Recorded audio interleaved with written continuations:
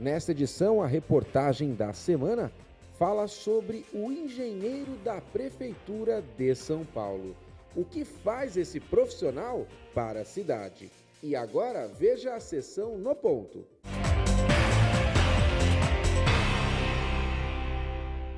A CNTU, a nossa Confederação Nacional dos Trabalhadores de Formação Universitária, vem desenvolvendo e vem trabalhando, vem desenvolvendo através de seminários, de grandes discussões nacionais. Estamos lançamos uma revista, uma nova revista que fala sobre Brasil Inteligente, que traz a terceira versão dessa questão, aonde nessa revista nós teremos lá a discussão da saúde, dos médicos, dos nutricionistas, dos farmacêuticos, dos dentistas, dos economistas e dos engenheiros. A ideia é que nós façamos aí um trabalho bastante voltado à sociedade brasileira, numa visão de formação universitária. E para isso nós realizamos um seminário que fala sobre a integração da América Latina.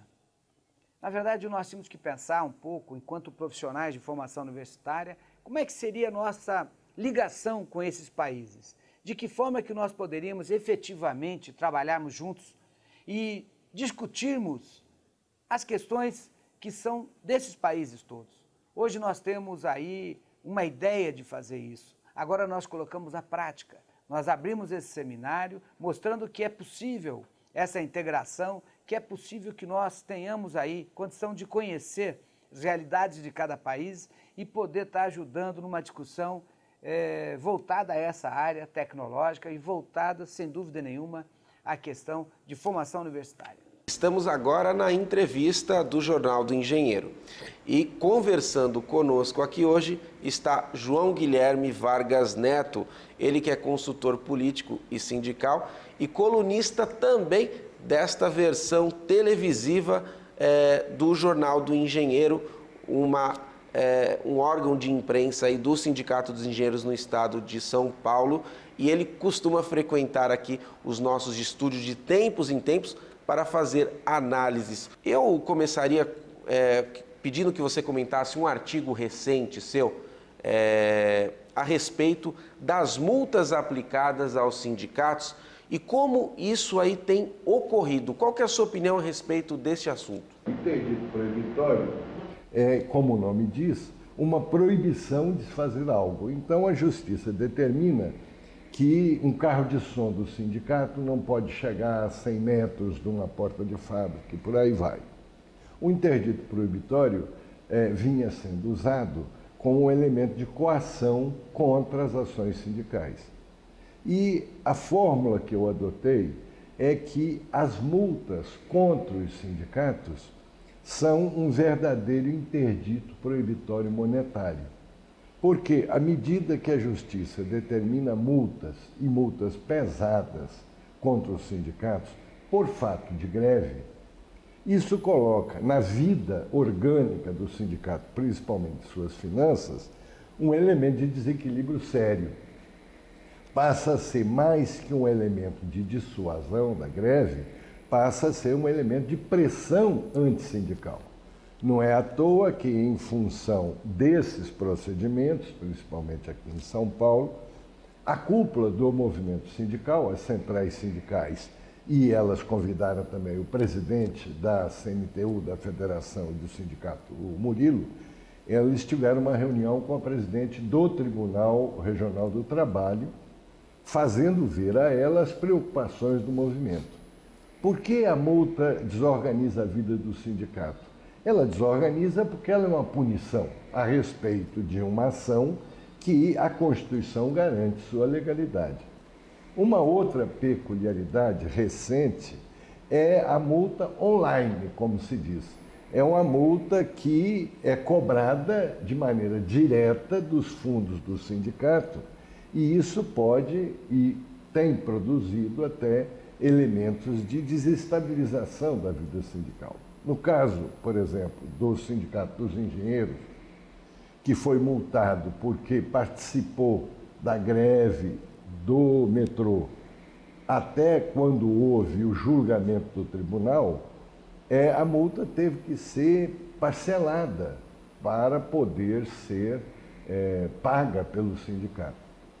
Eu particularmente acho que essa obsessão ou essa invencionice da multa é mais uma arma no arsenal da pressão contra os sindicatos.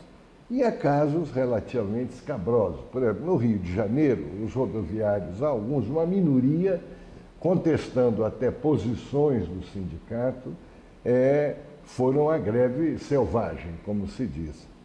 A justiça multou o próprio sindicato. Então, você pode ver o leque de arbitrariedade que pode conter essas medidas. A presidente do tribunal, nessa reunião que eu mencionei com a cúpula do movimento sindical e com o Murilo, ela disse que era um ponto fora da curva, que isso provavelmente não se repetiria com essa intensidade, e isso é positivo. Perfeito. Avançando nos temas, João, nós aí realizamos no Brasil a Copa do Mundo. Suas considerações a respeito deste evento tão falado antes, né? E sempre um discurso muitas vezes temerário, e nós estamos sediando a Copa. Olha, o discurso não era propriamente temerário, era um discurso pessimista de derrubar. No fundo, o discurso que foi construído por uma desorientação até genética é um discurso da incapacidade do brasileiro, a incapacidade dos trabalhadores brasileiros, dos organizadores, dos engenheiros brasileiros realizarem grandes obras. E durante um período longo, nós vivemos sob o fantasma do já pensou na Copa. E esse já pensou na Copa envenenou muito uma percepção mais realista sobre exatamente a capacidade do brasileiro, do engenheiro brasileiro, do trabalhador, do organizador, de realizar grandes eventos. Ora, a vida está demonstrando, e eu acho que o fio já virou na percepção, está demonstrando essa capacidade. Não discuto os resultados futebolísticos em si, porque eles aí dependem da habilidade de cada uma das seleções, dos jogos, etc. Uma coisa já está provada.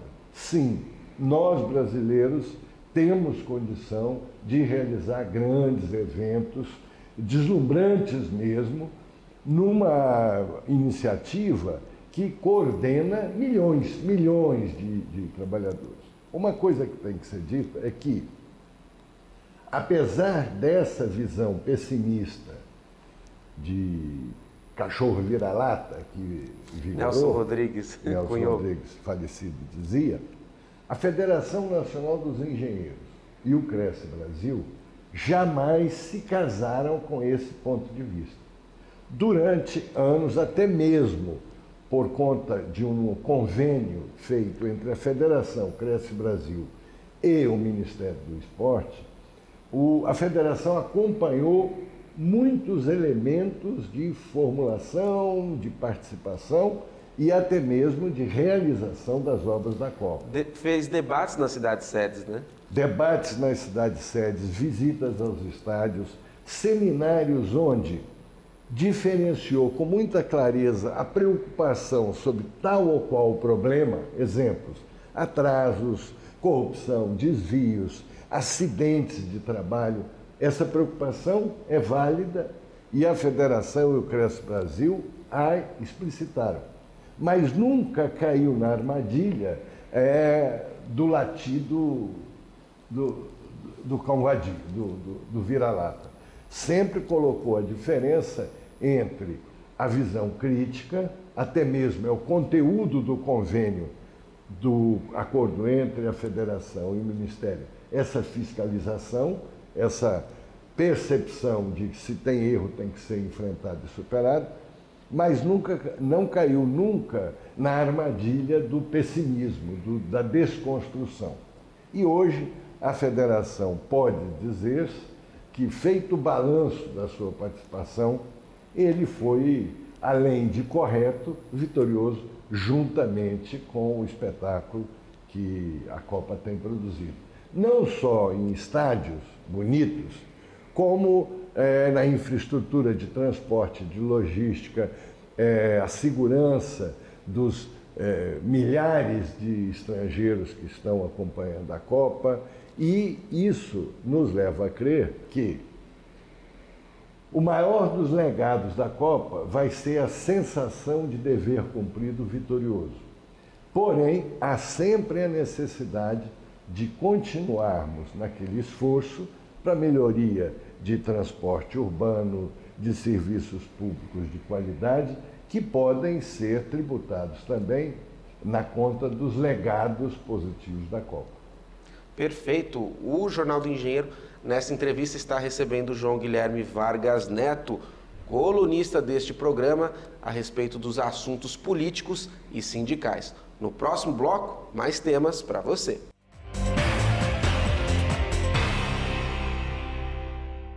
O CESP disponibiliza serviço de assistência previdenciária focado na obtenção de aposentadorias, pensões e recursos junto ao INSS.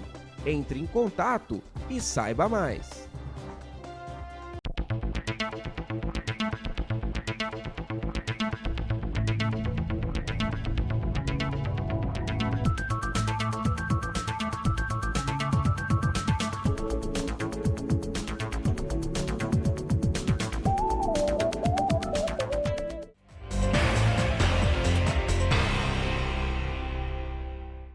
Estamos de volta no Jornal do Engenheiro, debatendo os temas políticos e sindicais aí que mais se destacaram nesta semana.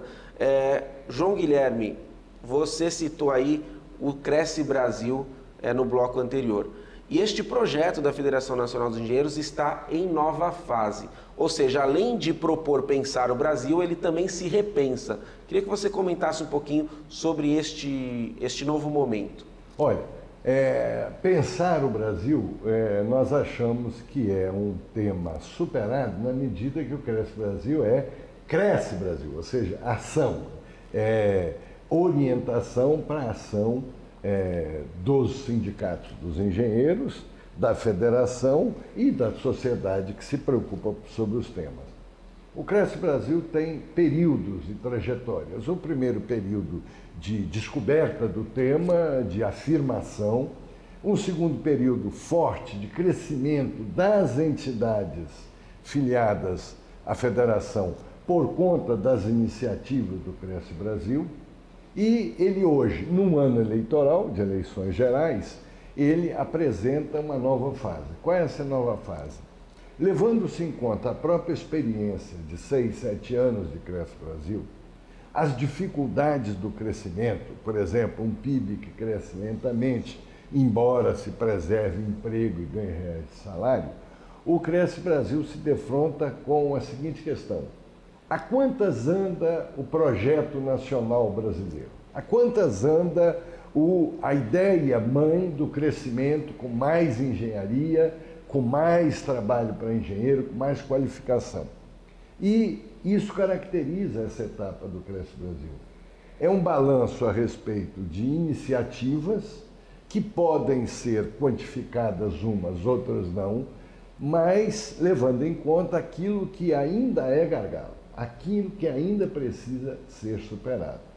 Como desde o início o Cresce Brasil afirmou que juros altos são um obstáculo para o desenvolvimento, nós continuamos afirmando que juros altos continuam um obstáculo para o desenvolvimento.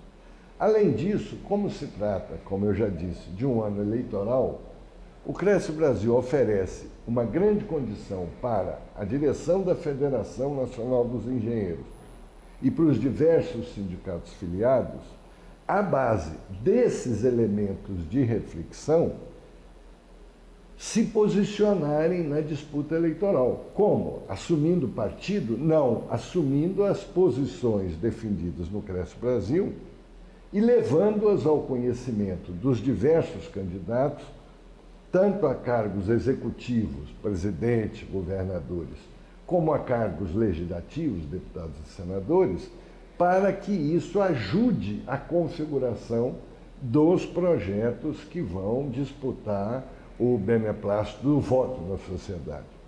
Desse ponto de vista, o Cresce Brasil é vivo, é uma coisa viva, é um projeto vivo que encontra na possibilidade da ação a sua própria capacidade de realização. Perfeito.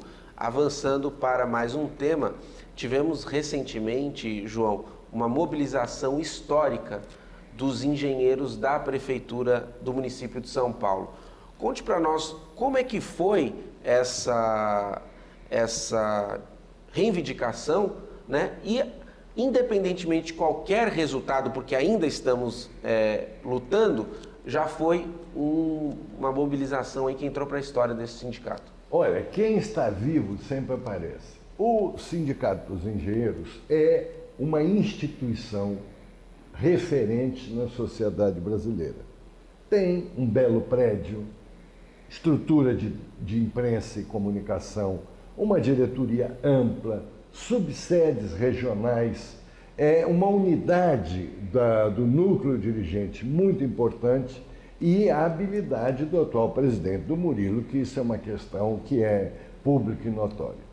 Nesse contexto, os engenheiros da prefeitura, que formam uma categoria diferenciada, mas dispersa na grade de funcionamento da administração municipal, eles vinham há anos sendo sacrificados por ausência de reajustes e temas correlatos no dia a dia do trabalho.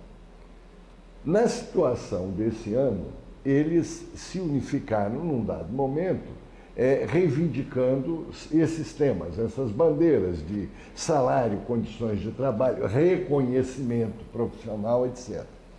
E encontraram na instituição Sindicato dos Engenheiros a guarida natural para ser o desaguadouro de suas manifestações. E nós tivemos, então, o casamento virtuoso entre um impulso de uma categoria que quer lutar, que tem reivindicações e as defende, e a instituição que dá plena cobertura, pleno apoio e vazão a essas reivindicações.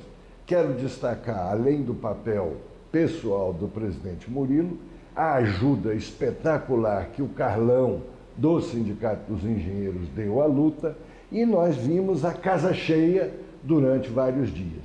Esta edição não termina aqui. Fique conosco e acompanhe mais assuntos a respeito da engenharia, da inovação e também do desenvolvimento.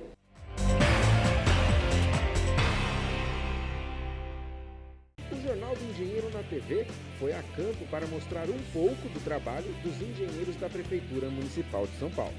Para isso, visitou a zona leste da cidade, região que passou por diversas intervenções na infraestrutura e recebeu a Copa do Mundo de 2014.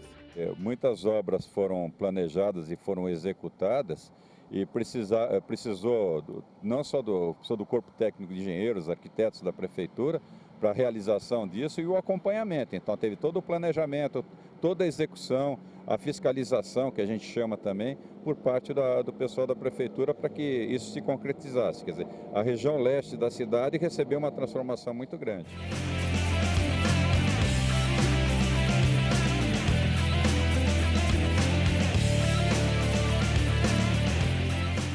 O pessoal daqui da região leste é carente dessas áreas. Isso daqui vai ser uma integração entre todo o pessoal que vai vir de outras regiões para cá, para a Zona Leste, para poder conhecer tanto a obra do estádio que foi feita aqui para o Corinthians, como conhecer a própria região, porque você tem a região da FATEC, que está meio fundo, ETEC, então você vai ter uma interligação de tudo isso. E aqui você tem uma área de 10 mil metros quadrados, justamente para o pessoal poder ter um livre convívio, poder ficar à vontade e não ficar naquele tumulto diário do dia a dia. E também revitalizou essa área, né? Pois realmente, era uma área degradada, era uma área que estava praticamente largada, um material muito ruim que você tem aqui, foi retratado esse material. As construções terminam e as obras ficam, mas o trabalho nunca acaba para os engenheiros, que precisam cuidar do dia a dia da cidade. Segundo Alexandre, a demanda maior é por poda e retirada de árvores, a pedido da população.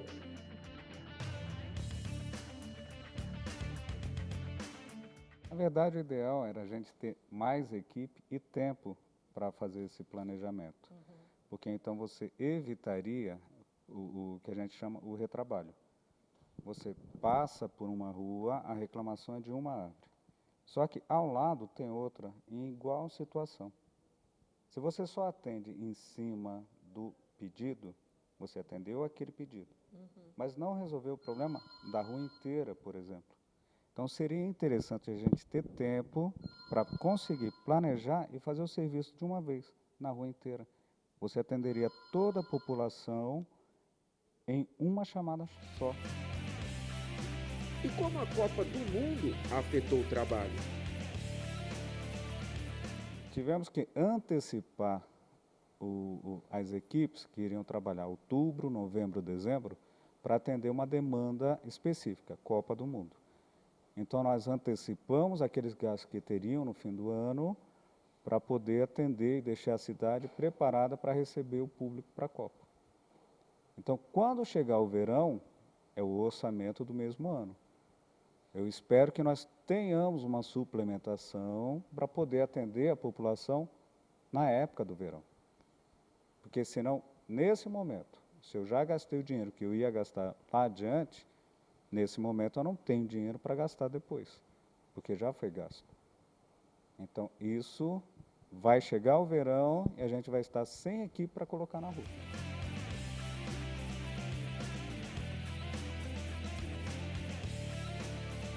Eu chego antes das 7 da manhã todo dia e aí tem as equipes que a prefeitura contratou e eu cuido da supervisão das equipes, que vão fazer sarjetas, vão fazer sarjetões, guias, calçadas e rampa de acessibilidade e manutenção em praça. Então toda a manutenção da subprefeitura da Moca as nossas equipes que fazem. Para você ter uma ideia de números, apesar de a gente não ter muita equipe que a prefeitura contratou para trabalhar, a gente tem feito um pequeno milagre. Nós fizemos de janeiro a junho 200 rampas de acessibilidade, que é um número muito bom. Só na manutenção. A equipe de projetos e obras fez mais 120 por contrato.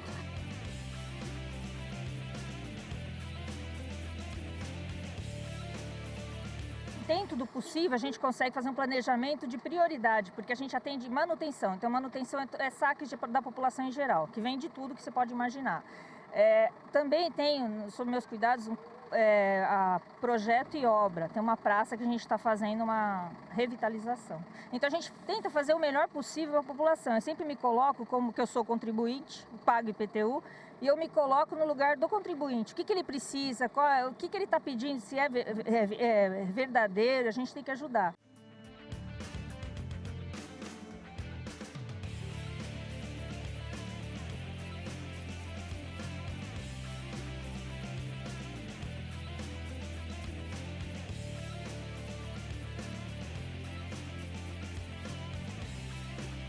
Então esta obra foi feita para suplementar aquela rede que já existia, com um diâmetro bem maior, são tubos de 1,5 m e diâmetro externo de 1,80 m, e que agora vão dar vazão da água direto para o rio Tamanduateí. É um tipo de obra que você percebe enquanto ela existe. Depois, quem passa por aqui não tem a menor ideia da dimensão. É uma obra, por exemplo, que ela tem interferência com rede de gás, com trilho, com rede de energia. A gente precisou fazer suporte aqui dos postes da Eletropaulo. É que depois que ela fica concluída, ninguém imagina da dificuldade que existiu para ser realizada. O sindicato permitiu que, com essa luta que a gente faz a respeito da valorização salarial, a gente se una num grupo maior, em que a gente pretende corrigir obras na prefeitura para que elas sejam melhor dimensionadas, melhor realizadas e até apareçam o valor do nosso trabalho para a população.